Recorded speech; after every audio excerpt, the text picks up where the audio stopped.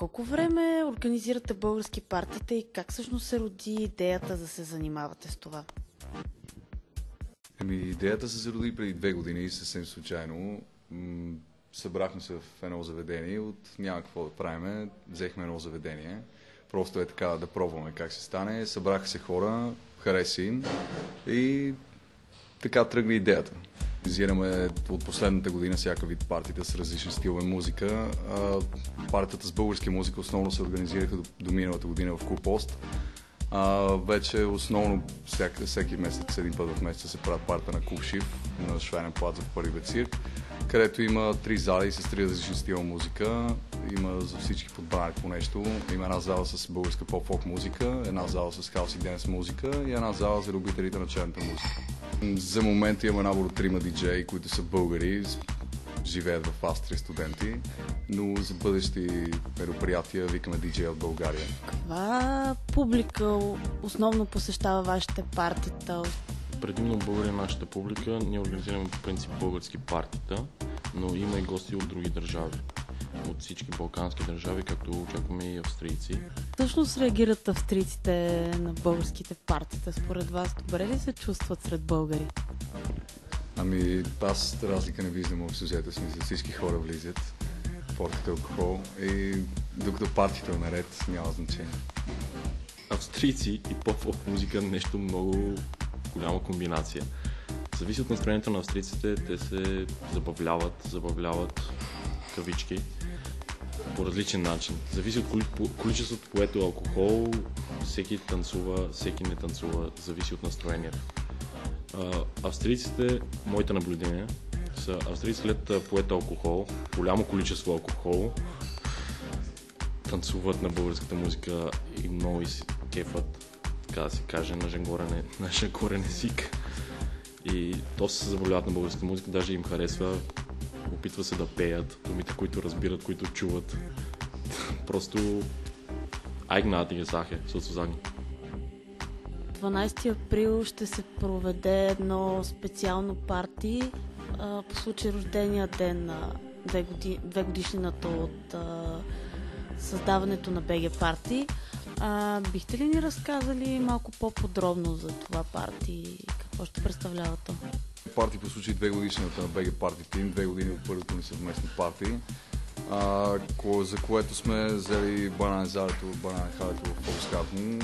Поканени сме двама от сравнително доста известните диджеи в България, резидент диджеите на Ялта Куп в София, диджей Силвър и Любов Сини, съвместно с Сери, която е изпълнителка от Холандия.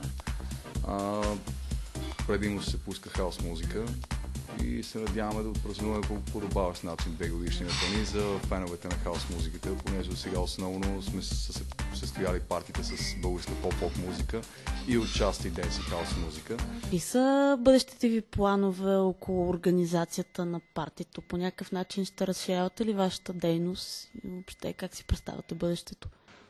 Планове имаме доста за в бъдеще. Някои от тях все още не искам да разкрием, понеже не са сигурни. Преговаряме с, както всички знаете, доста голям проблем в Виена за намиране на подходящи заведения. Преговаряме в момента с 2 доста големи заведения в Виена. Ако всичко върви по план, от октомври месец ще има доста концерти на български поп и поп-фолк изпълнители, както още доста гости от музикалната сфера. Продължаваме с партитата на Кораба. От май месец се открива външна градина, която партито ще започва от 4 часа след обяд. И това е за сега, което мога да кажа, което е със сигурност. Всъщност се организират доста балкански партита, но организаторите са основно сърби или хора от бивша Югославия. Според теб каква е причината да няма други българи, които да организират подобни партита? Първо, в Виена нямат чак толкова много българи за наличност на толкова много партиите, за разлика от екс-Югославия, които ни надминават с пъти, за което няма достатъчно клиентела. Най-много на партиите сме събирали около 400-500 човека и това е при условие, че партиите са един път в месеца. Препятствие при организирането на едно подобно парти? Доста са препятствията, най-основните от които, поне нашия най-сериозен проблем беше събирането на персонал, да направим колектив за партитата. Доста е беден избора и може би доста хора просто нямат желание за такъв тип работа, поне не и за български партита. Най-трудното беше да съберем бармани и сервитьори и най-големият проблем от всичките беше да намерим достатъчно диджеи. Също така да се пребориме с бюрокрацията в Австрия, понеже да се организира всичко за едно парти с магистрати и с всичките институции е доста сложно. И това го разбрахме чак след като се сблъскахме с проблема, за което доста пъти се опитвахме да направим кастинг за персонал, но отчасти превъзмогнахме вече проблема, макар и с малко обучение и с доста дълго време, но да, мисля, че това е основният проблем, с който сме се сблъсквали. Бюрокрацията в Австрия, в държавата Република Австрия е доста голяма. Просто да се организира нещо подобно трябва доста усилия, доста време.